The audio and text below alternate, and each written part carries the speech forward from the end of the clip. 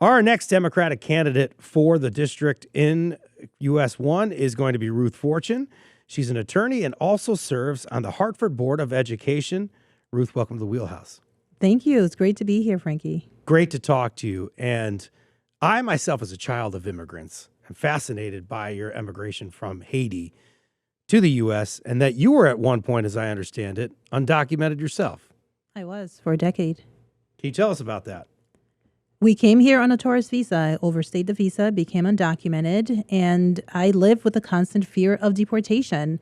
At one point, when I was 13, I had learned English in a year. I was very proud. A friend mentioned to me that I sounded very Haitian, and in my teenage brain, I panicked. I thought, I can't be undocumented and sound like an immigrant at the same time. That's like inviting scrutiny and potentially being found out and deported. So when my friends were listening to Shakira and Destiny's Child, because Beyonce had not yet gone solo, I was borrowing audio tapes from the library to minimize my accent and sound more American. So little did I know that 25 years later, the Supreme Court of the United States would say, if you speak with an accent, if you work in a low-wage job and you look the way I do, you can be targeted. So a lot of what's happening now, they literally were my worst fears for a decade. So then I guess that begs the question, is this a big reason?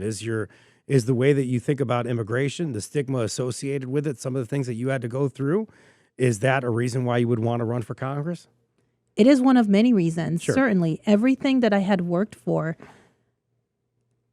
is under attack, and they are because of traits about myself that I cannot change. I was very focused on giving back in ways that I can, but also very focused on my career prior to running for office. I was in a private firm. It's a very demanding work. I'm still with that firm, though I'm not practicing full time right now.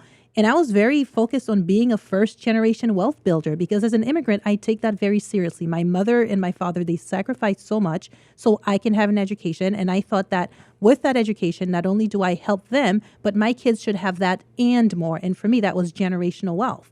Then Trump came back into office. And I thought to myself, why is it worthwhile trying to leave my kids generational wealth potentially if they will inherit a country with less opportunities and less rights than I did? Then they would be in the same situation my parents were in Haiti, needing to flee their own country to go find better life elsewhere.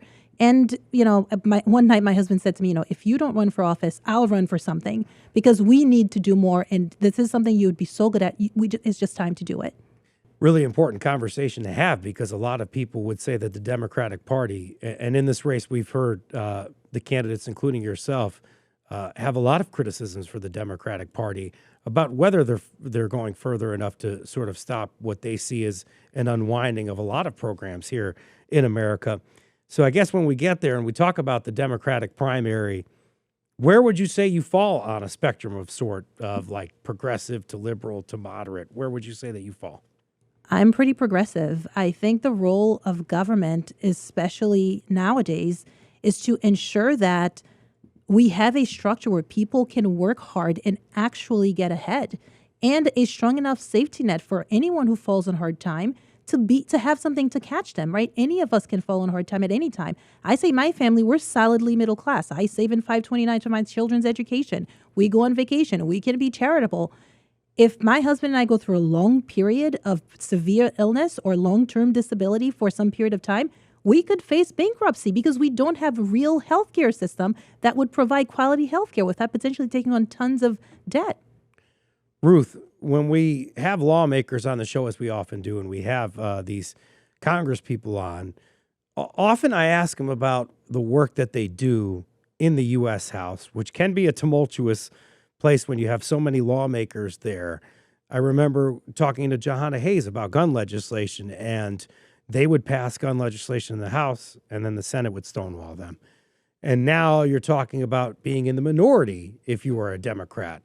So how would you approach that life if you were elected? Like how you can get things to pass, particularly in a place where business might not necessarily get done all the time?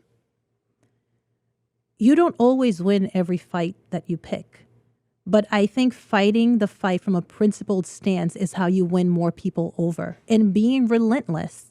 I see Congresswoman Ayanna Pressley from Massachusetts right? Her bill at first did not get out of committee, did not get the support needed to extend TPS for Haitians. Then she went through a discharge petition, and it did not move for a really long time. I remember calling every one of our Congress members here in Connecticut to urge him to vote for it. Congressman Larson finally voted in support the day after I called him to vote for it. And it wasn't until the Supreme Court listened to the oral arguments on TPS that finally she got enough votes and the bill passed through the House, right? Well, the discharge petition passed and the House voted for the bill. Now it's in front of the Senate. So being relentless with what you know really helps people. There's just no other way around it. And focusing on what we want versus being afraid of what we don't want. I hear so many people in the course of my 1 year running who say, you're so terrific, you're so inspiring, you're so great, you understand what's happening, but I just don't want Larson to win another term. I say, well, I am an alternative to Larson. You should consider voting for me because you think I'm the right solution. But if you're so focused on being against someone instead of being for what you want, it's just that much harder to get to the goal that we want. And I could, you said TPS, that's temporary protective status. Yes. And that's been something that the Trump administration has targeted since day one of the first administration, Right. too. So something you could see continuing coverage of at ctpublic.org. Families across Connecticut continue to struggle with affordability. I'm sure you talk about this a lot in debates. 2, the week before that we're airing this one that you all had, across healthcare, housing, childcare, and more. What would your priorities be if you can help us sort of understand if you get elected? I've talked about this quite a bit. One of the things, in addition to lowering costs, because there's two pieces to this, right? There's the cost, and then there's what are you bringing in? We've had stagnated wages for a long time. The federal minimum wage is $7.25. Connecticut, it's higher, but we need a federal minimum wage that is a living wage. For me, that's $25 an hour, and it's not some arbitrary number I came up with. It's what research and data shows people need to be able to afford the minimum cost of living. And I want that tied to inflation because we know even low levels of inflation are actually healthy for the economy. And it happens. It's inevitable that there will be inflation. So the people earning the least need to maintain their purchasing power. And that raises the floor for all of us. We have teachers now who are earning less than that. We have other people with professions who are earning less than that. If the minimum wage is a livable wage, that means everyone who works can make a living wage. And the people with higher skills and in fields where we need them most can earn even more. So that's one way to get more money into the people's pockets with dignity. In addition to that, I would like to see more housing being built. We did, the House and the Senate just passed a housing bill without the president's support. But it's hard to actually build more housing because the labor force, which is mostly immigrants, a lot of them undocumented, they're too scared to show up to work because they're being demonized and hunted down literally by ICE agents. So we have these goals. We know what the struggles are, but we keep having other policy objectives that are contrary to us achieving those goals. Living wage, fully funded public schools, and tuition-free trade schools and public colleges. Those are the first 3 of Ruth's values on your campaign website. What role should the federal government play in expanding workforce development?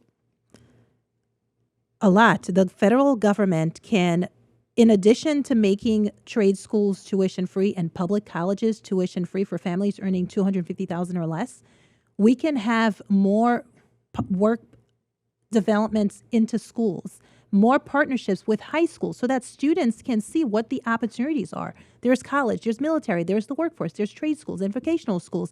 Those are areas where we can invest more. We can have more grants to go into exposing students to more opportunities like I had in high school. I got to go to Syracuse University as a junior in high school that summer, take college classes paid for through some federal grant. That made it so that when I graduated high school the next year, first in my family to graduate high school, college was a given because it felt so familiar to me. I had been there and I succeeded. I didn't have parents who could tell me what to do and how to navigate campus life, but I went there. I had a head start because of that experience. The federal government can do a lot more to ensure that students with families that cannot expose them to more get that type of access and exposure. What's your closing message to Democratic primary voters ahead of the August 11th primary? I've always believed that we have a path to win this election, but we cannot win without your support. We need 20,000 votes to win. It sounds like a low number and a high number at the same time. The reality is primaries are very low turnout, especially in Connecticut. For this district, it will be the first primary for 28 years for this seat. And somewhere between 25 to 40% of voters will show up. 20,000 of you going out and voting for me will guarantee that we win this election. And it cannot just be the people who always show up and vote when we do have primaries. If you've never voted in the primary because you're too young, you're under 46, or there's never been a chance for you to vote in one, this is your opportunity. If you've never seen yourself represented by someone who's asking for your vote, this is your opportunity. And get your friends. If they're not registered, they can register to vote up until the day before the primary. If they're registered as unaffiliated, they can change their registration to Democrat so that they can vote. Go get your friends and go and vote, because your future depends on it. The same way my future and my children's future depend on what we do now. You've been listening to Ruth Fortune, candidate for Connecticut's 1st Congressional District, attorney and a member of the Hartford Board of Education. Ruth, thank you so much for joining us here today. Thank you for having me.